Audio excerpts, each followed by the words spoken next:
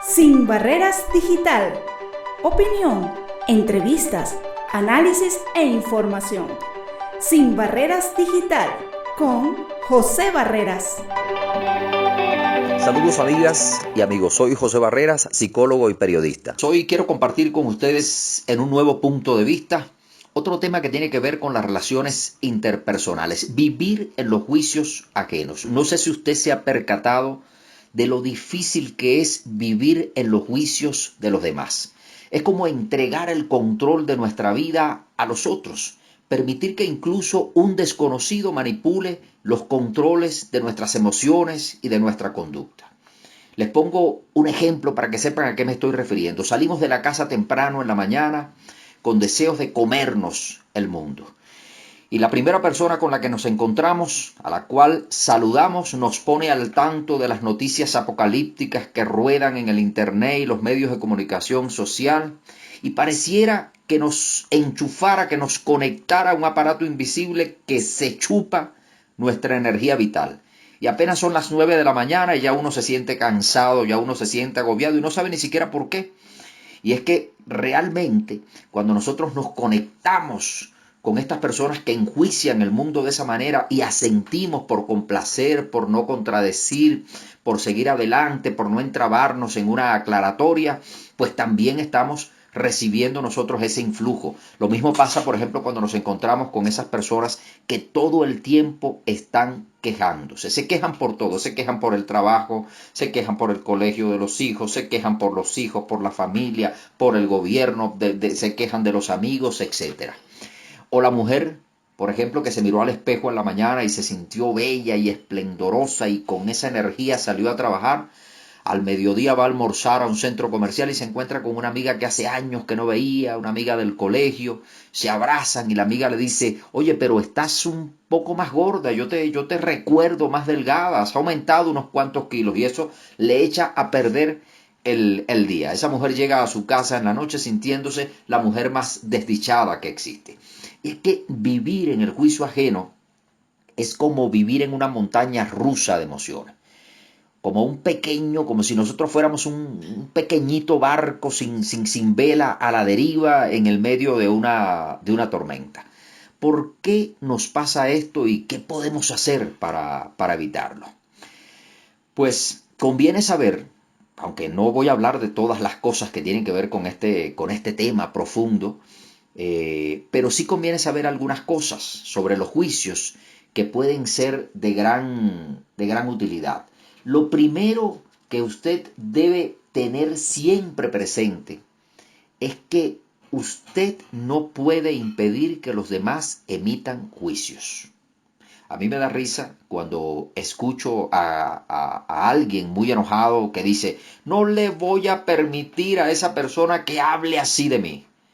Esa pretensión es una ilusión, es una tarea imposible que le va a generar mucha frustración cada vez que lo intente, porque usted no puede evitar que los demás piensen lo que les da la gana y hablen lo que les da la gana, a menos que usted pierda la razón y le dé por aniquilar físicamente a todo el que diga alguna cosa que a usted le moleste, como hacen por cierto algunos gobiernos desquiciados, que los hay y usted lo sabe.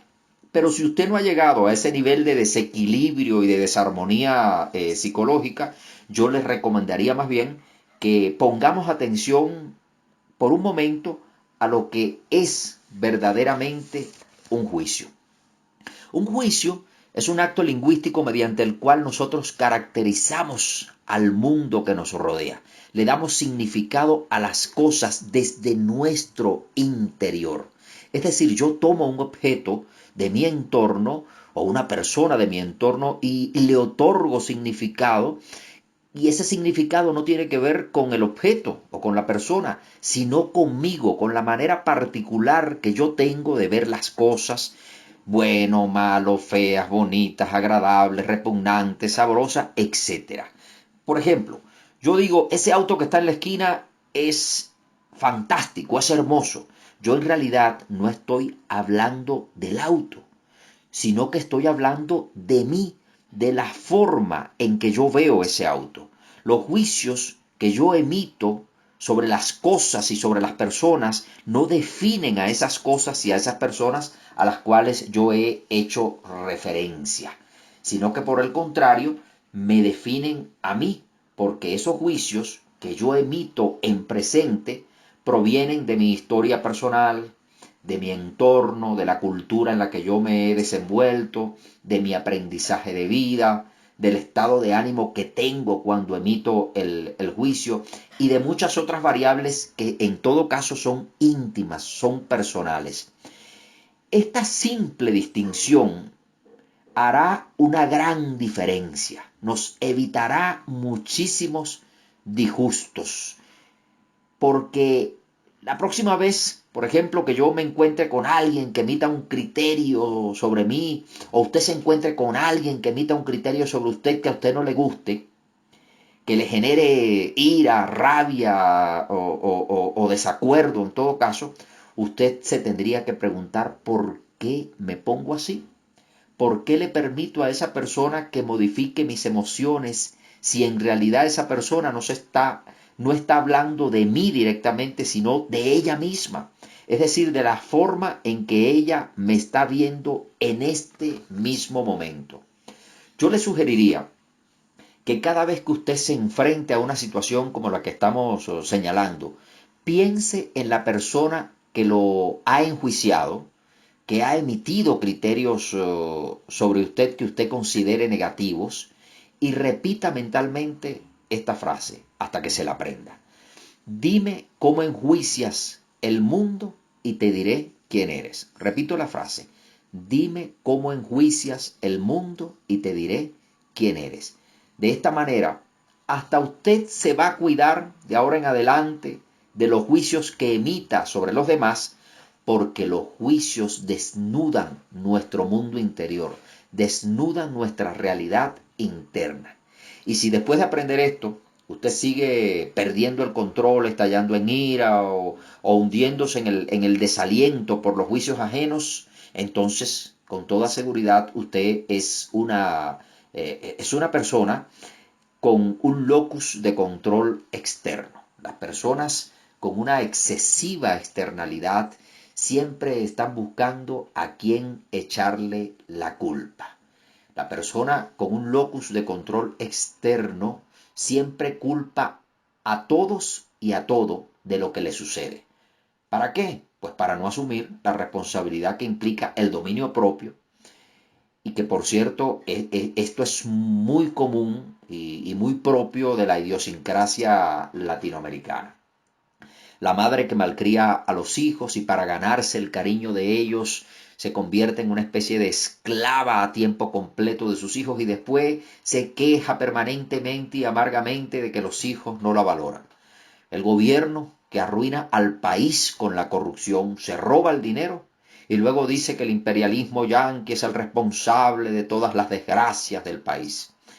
Usted, por ejemplo, va corriendo en su carro a 180 kilómetros por hora, tiene un terrible accidente y luego se pregunta por qué Dios ha permitido que esto me suceda. Incluso se enoja con Dios por su desgracia.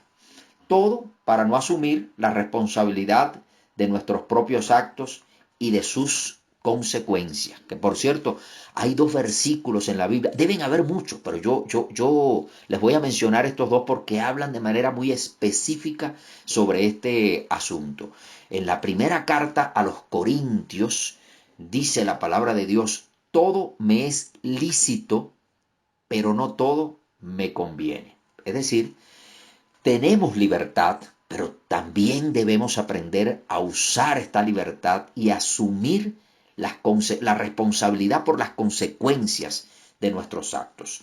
También en Proverbios, la palabra de Dios dice, como ciudad sin defensa y sin murallas es quien no sabe dominarse. Es decir, usted es responsable de sus impulsos, de sus emociones, de su conducta. Y de esa manera se protege. Porque cuando usted asume la responsabilidad de sus impulsos y de sus emociones, usted se protege de ser manipulado, de entregar el control de sus impulsos. Es decir, de que alguien de algún modo conozca lo que yo caprichosamente le llamo el botón del loco. Todos tenemos un botón del loco, es decir, algo que nos saca de nuestras casillas, que nos saca de quicio y que cuando la gente lo conoce, cuando la gente puede verlo, lo descubre, casi siempre lo va a usar para mal. Por ejemplo, hay personas cuyo botón del loco son los celos. Y si las demás personas se dan cuenta que su botón del loco son los celos, créame, lo van a estar apretando constantemente para molestarlo. Hay personas para quienes el botón del loco tiene que ver con el ego, sobre todo en materia intelectual, por ejemplo. No les gusta que los contradigan, los saca de quicio, que alguien sugiera siquiera que él no entiende lo que está diciendo o tiene desconocimiento sobre algo. Pues cuando alguien se entere de que usted ese es su botón del loco, lo va a apretar constantemente y no va a ser para bien, lo va a apretar para molestarlo.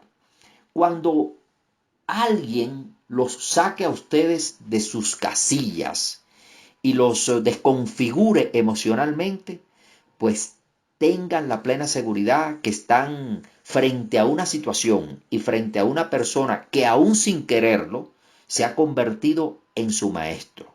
¿Por qué? Porque esa persona o esa situación les está enseñando un rasgo en desarrollo suyo que necesita trabajo, que necesita que usted lo distinga, que necesita sacarlo de su punto ciego, de su oscuridad, para que usted trabaje en ese rasgo en desarrollo. Y nótese que yo no le llamo defecto, le llamo rasgo en desarrollo. Todos tenemos rasgos en desarrollo y muchos de ellos son tan fuertes que están vinculados a lo que yo he llamado caprichosamente el botón del loco.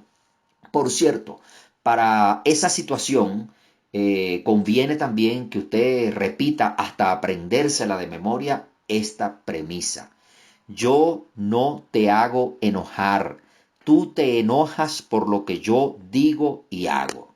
¿Cuál es la diferencia de esta especie de trabalengua? En el primer caso, de los que dicen tú me haces enojar, le están entregando al otro el control de sus emociones y de su tranquilidad personal. Le están permitiendo al otro que pise cada vez que le da la gana nuestro botón del loco y nos saque de nuestras casillas. Es decir, estamos poniendo la responsabilidad de nuestras emociones en el otro, la estamos poniendo fuera de nosotros. Por eso se habla de personas con una excesiva externalidad.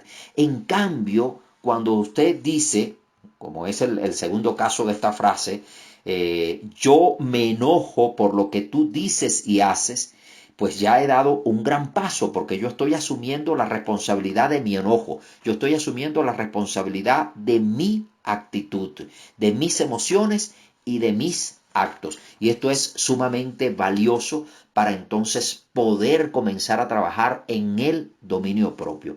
Usted no puede controlar los juicios ni la conducta de los demás, pero sí está bajo su poder el dominio propio frente a cualquier circunstancia.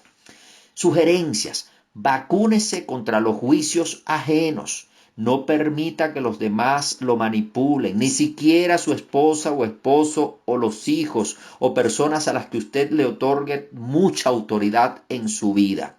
No permita que los demás lo manipulen ni manejen sus emociones. Aprenda a respetar y ser tolerante con los juicios ajenos, teniendo en cuenta que estos juicios nada tienen que ver con usted y sí tienen que ver con quien los emite. Sea muy cuidadoso a la hora de emitir juicios para no desnudar su realidad interior y permitirle a los demás que la usen para mal. Asuma la responsabilidad de sus actos y de sus emociones para que de esa manera pueda cambiar para mejor.